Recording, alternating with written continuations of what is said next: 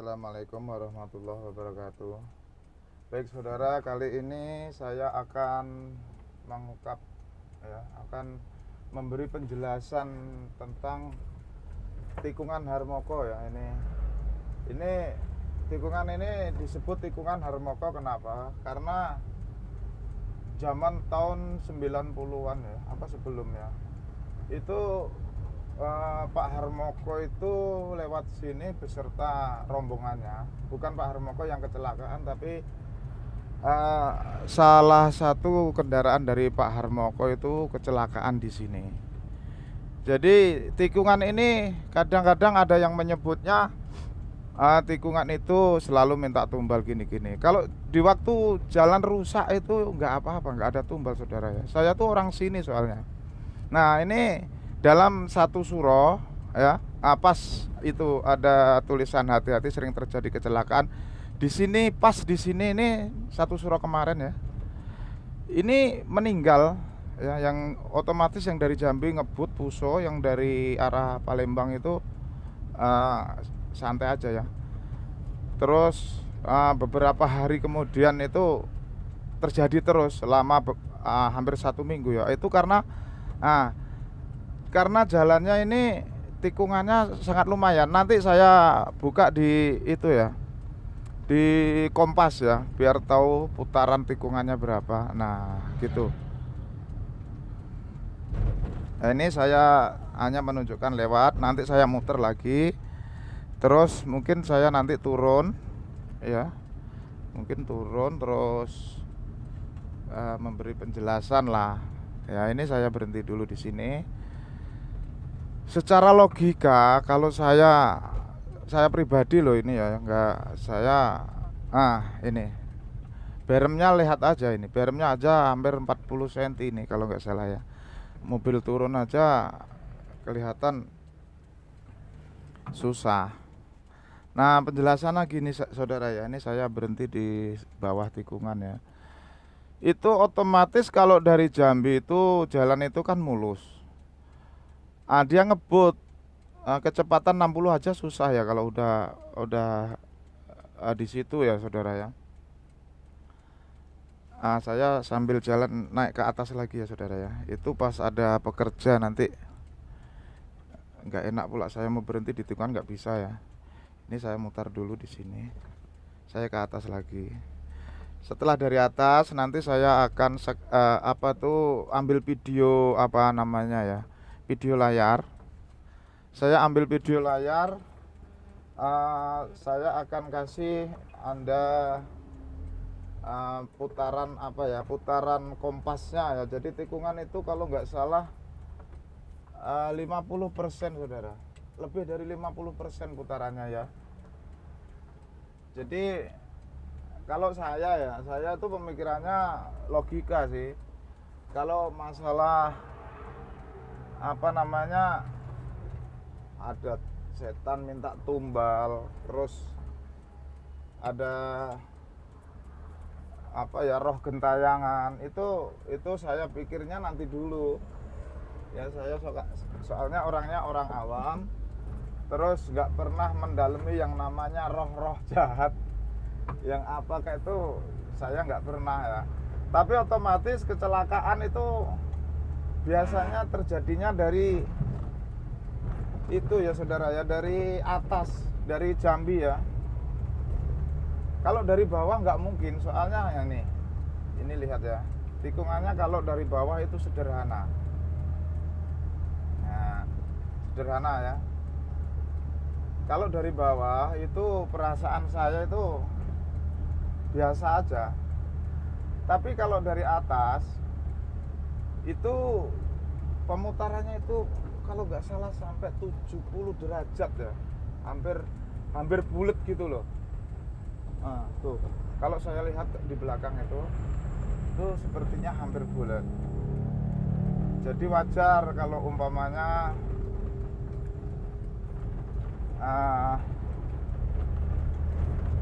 kecelakaannya itu awalnya itu yang tidak terkontrol dari atas ya. Ini saya mutar kembali ya saudara ya, mutar kembali ya. Nah saya berhenti di sini dulu, saya putar. Terus saya hidupkan kompas ya saudara ya.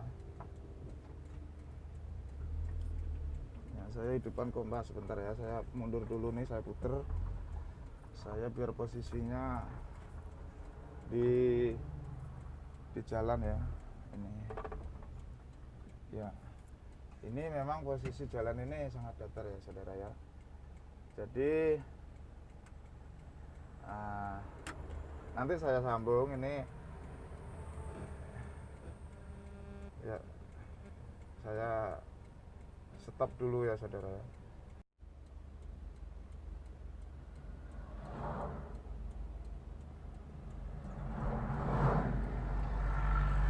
Nah baik saudara ya, ini saya mulai ya. Kompasnya ada di 190 derajat Celcius ya. Ini saya mau ya 190 ya. Ya sebentar ya, saya naikkan aspal dulu mobilnya ya. Ya. Ya, ini ada 180 190 ya saudara ya. Nah, ini saya pelan-pelan. Ya. Ini tikungan ini nanti kita bisa lihat dari kompas ya saudara ya. Ya, ini 197 ya.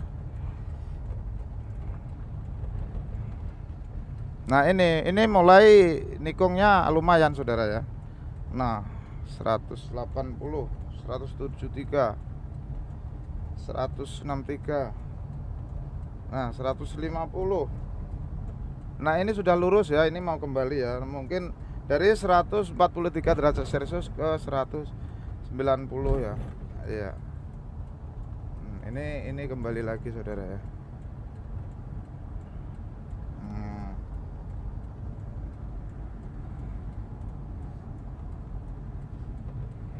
Nah, ini saya kembali lagi tempat saya muter tadi ya saudara ya. Ya. Ini posisi lurus ya, lurus lagi dari 180 tadi ya jalannya. Nah, itulah contoh kompasnya saudara ya. Nah, putarannya Anda bisa menilai sendiri ya. Nah, nanti saya akan menerangkan. Oke saudara, inilah suasana di tikungan Harmoko saudara ya. Jalannya sangat rawan memang ya. Soalnya tikungan ini hampir muter seperti tong setan ya. Jadi kendaraan yang dari Jambi itu kalau sudah batas sini kira-kira ya, itu biasanya lalai saudara ya. Biasanya dia tuh perasaannya udah jalan kemudian lurus, tapi ternyata ini masih sekitar 30% saudara ya. Jadi Anda perlu tahu semua itu yang lalai manusia ya. Seperti kejadian yang kemarin. Nah, seperti di sini. Ini saudara ya. Berem ini setelah ditimbun itu sekitar sekarang 30 cm. Kalau ban sudah turun ke sini otomatis sopirnya oleng ya saudara ya. Begitu sopirnya oleng bisa menimbulkan kecelakaan ya. Ya seperti parit ini. Ini sering dimasukin mobil saudara ya.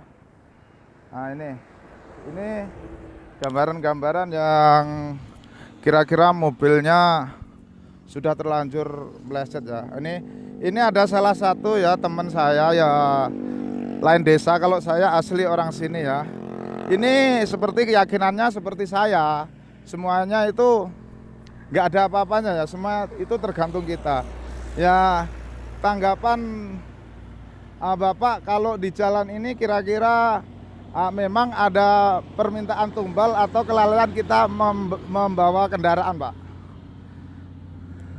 Sebenarnya sih tergantung aktivitas sendiri masing-masing. Ya. Nah, kalau menurut saya sendiri sih itu cuma kelalaian dari pengemudi kendaraan tersebut. Mungkin ada kesalahan dari beliaunya, itu mungkin kurang tidur, jadi pas di sini ngantuk, terus seakan-akan dia itu terlihat bayang-bayang sesuatu, padahal itu suatu setengah tidur setengah terjaga, jadi bisa terjadi kecelakaan seperti itu.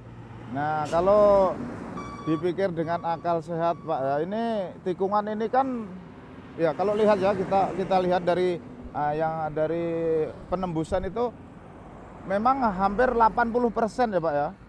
Hampir 100% bulat ya. Jadi kira-kira kan sering mobil ini lewat ke sini. Ini kira-kira dia terlalu cepat mengemudikan kendaraan, kemudian dia nggak terbalas, meleset keluar dari jalur apa gimana kira-kira Pak? Bisa jadi mungkin sini kan soalnya ini setengah lingkaran, hampir penuh ini setengah lingkaran. Iya, kalau kita lihat hampir full Pak ya. Terus jalannya pun menurun, jadi bisa-bisa kalau pas muatan berat dari atas itu bisa aja remblong. Akhirnya masuk kemari daripada dilanjutin ke bawah terus nanti nggak tahu apa yang terjadi kan, dengan biasanya ditumburin ke parit inilah pulang seperti itu biasanya. Iya iya, ini sering terjadi ya Pak. Ini sampai rusak semua ini parit ya Pak ya. Berarti saya rasa cukup ya penjelasan dari Bapak yang mungkin dekat lokasi Bapak, sering lewat di sini. Saya ucapkan terima kasih ya Pak ya. Iya. Baik saudara, kita melanjutkan penjelasan ya saudara ya. Ini yang saya tahu ya, cuman saya nggak pernah melihat kejadiannya. Yang saya tahu di waktu mobil Lampung ya, yang anaknya kejepit. Nah, kita lihat aja ya saudara. Ini saya bekasnya langsung saya datengin. Nah, ini bekasnya masih ada saudara ya.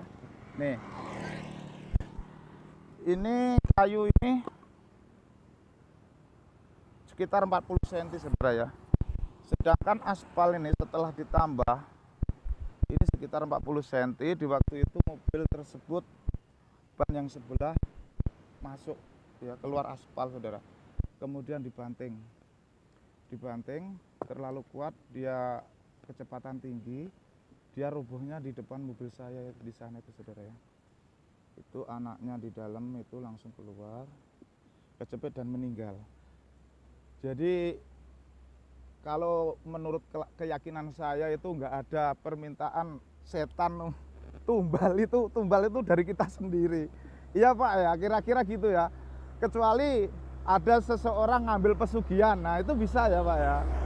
Kalau setan, perasaan saya nggak ada yang minta nyawa manusia tuh nggak ada, tapi membodohi manusia ada ya. Tuh saudara, tuh sangat tinggi loh saudara. Ini mungkin sampai 70 cm ya dari bawah ini. Ada ini ya Mas ya, kalau 70 ya hampir ya. Nah, ini yang saya lihat kemarin Mas, kecelakaan yang terus saya lihat di sini itu putaran dari situ, puso itu bannya langsung ke sini, itu bekasnya. Ini langsung dibanting dia. Ya saudara-saudara ya yang hobi membicarakan tentang setan ya maaf ya. Kalau bagi saya setan itu nggak ada minta tumbal ya, yang minta tumbal itu manusia sendiri ya. Jadi kalau memang ada sesuatu itu nggak usah langsung setan. Kalau setan mau membunuh manusia tuh manusia udah habis dari dulu ya saudara ya. Jadi yang jelas intinya itu kelalaian manusia itu sendiri ya. Saya rasa cukup sekian. Assalamualaikum warahmatullahi wabarakatuh.